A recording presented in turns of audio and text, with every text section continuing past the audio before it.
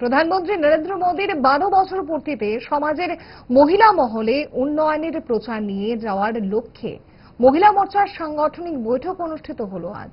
প্রদেশ বিজেপির রাজ্য কার্যালয়ে সংগঠনের সমস্ত প্রদেশ নেতৃত্বদের নিয়ে গুরুত্বপূর্ণ বৈঠকে বসেন প্রদেশ বিজেপির সভাপতি রাজীব ভট্টাচার্য, মহিলা মোর্চার প্রদেশ সভানেত্রী মিমি মজুমদার সহ সংগঠনের প্রদেশ পর্যবেক্ষকরাও বৈঠকে উপস্থিত ছিলেন। এই প্রচার কর্মসূচির কি অভিমুখ থাকবে তার একটা রূপরেখা তৈরি করা হয় এই বৈঠকে। রূপরেখা মোতাবেক সাংগঠনিক গৃহীত কর্মসূচিকে ময়দানে বাস্তবায়িত করতে গুচ্ছ নির্দেশ রাখা হয়েছে প্রদেশ বিজেপির তরফে। বৈঠকের মূল নির্যাস তুলে ধরতে গিয়ে প্রদেশ বিজেপির সভাপতি রাজীব ভট্টাচার্য বলেন,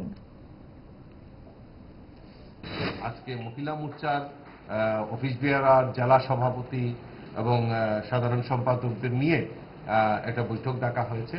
তার গুরুত্ব হচ্ছে আগামী দিন আমাদের দেশের যশস্বী প্রধানমন্ত্রী নরেন্দ্র মোদীজির 12 বছর পূর্তি সরকারের হচ্ছে।